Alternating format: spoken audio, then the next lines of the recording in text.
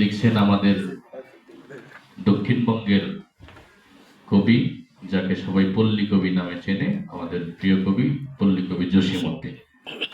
এই কবিতা লেখার পিছনে মজার একটা কাহিনী হলো, এই কবিতাটা উনি লিখছিলেন ক্লাস 8-এ থাকতে। আর ক্লাস 8-এ থাকতে ওনার এই কবিতাটা যখন ব্যাপক জনপ্রিয়তা পায়, তখনই ইন্টার ফার্স্ট ইয়ারের বাংলা বইতে এই কবিতাটা স্থান পায়।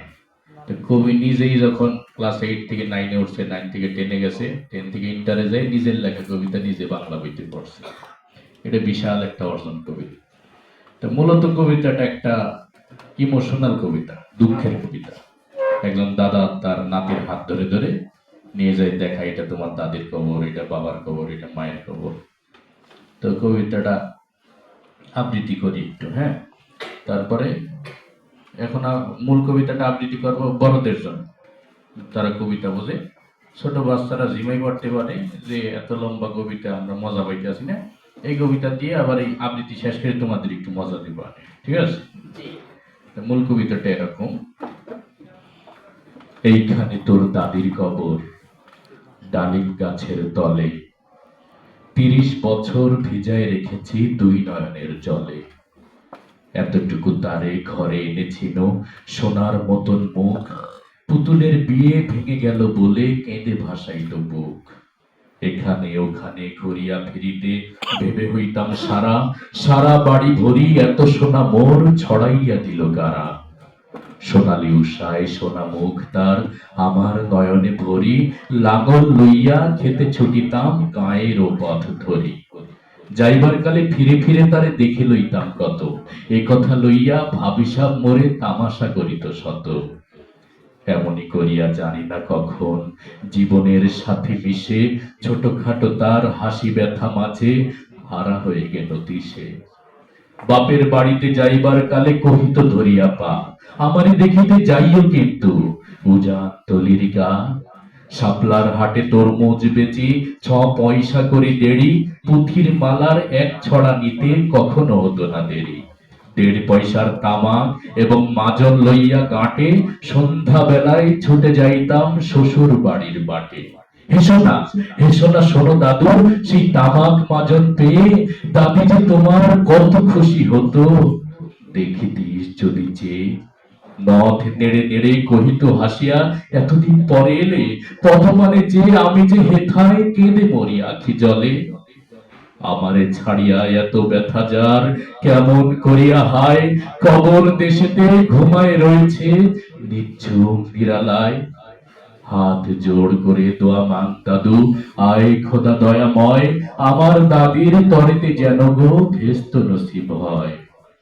তারপর এই শূন্য জীবনে যত কাটিয়াছি পারি, যেখানে যাহারে জড়াই ধরেছি সেই চলে গেছে ছাড়ি।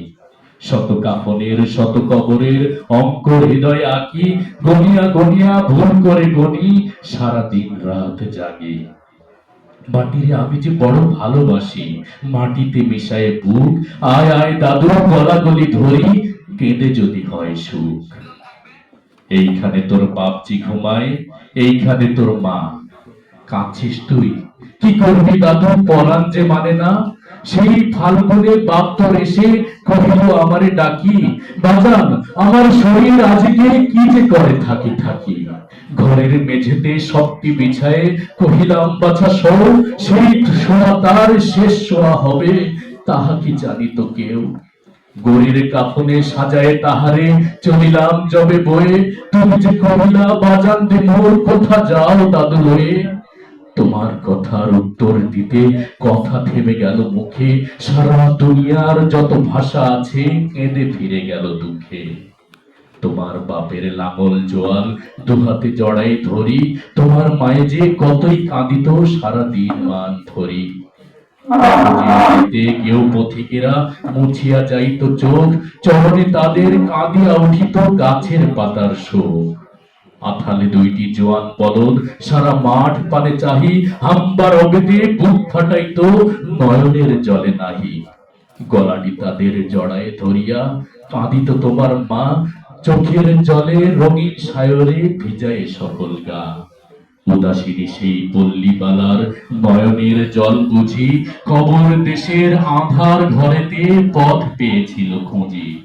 তাই জীবনের প্রথম বেলায় ডাকিয়া আনিল সাজ, হায় রে অভাগিনী আপনি পড়িলি মরণ বিষের তাজ। মরিবার কালে তোর কাছে ডেকে কহিল, বাছারে যাই, কত ব্যথা মোর আমি জানি বাছা, ছাড়িয়া যাইতে তোরে ফোটায় ফোটায় দুইটি গণ্ড, ভিজায় নয়ন জলে, কি জানি আশিস করে গেল তোরে মরণ ব্যথার ছলে। ক্ষণপরে পরে ডাকিয়া কহিল, আমার কবর গায় স্বামীর মাথার মাথাল খানিরে ঝুলাইয়া দিও পায়। সেই সে মাথাল পচিয়া গলিয়া মিশেছে মাটির সনে, পরাণের ব্যথা মানে না কো সেজে কেঁদে ওঠে ক্ষণে ক্ষণে।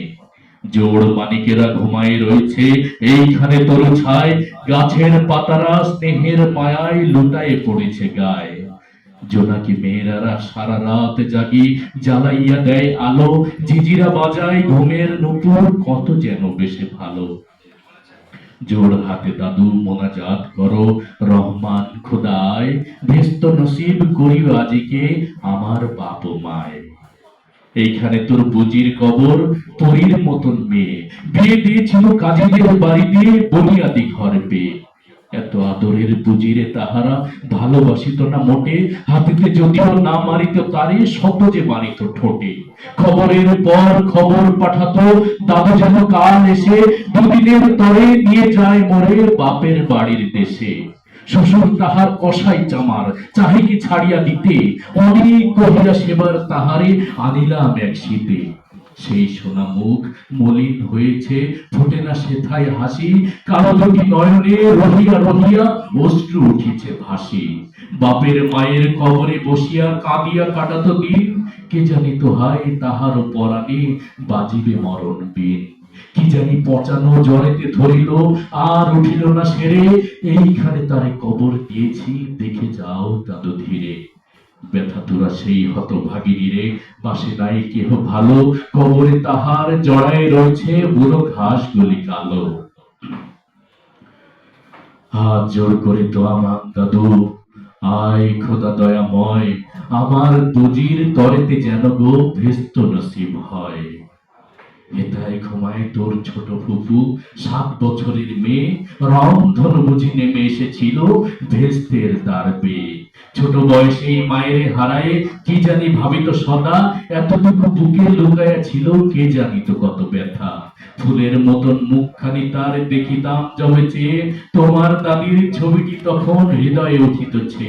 বুমিতে তাহারে জড়ায় ধরিয়া খেতে হইতাম সারা, রঙিন সাজেরে ধুয়ে মুছে দিতে মোদের চোখের ধারা। একদিন কিন্তু গজনার হাটে তাহারে রাখিয়া ঘরে, ফিরে এসে দেখি সোনার প্রতিমা লুটায় পথের ধারে।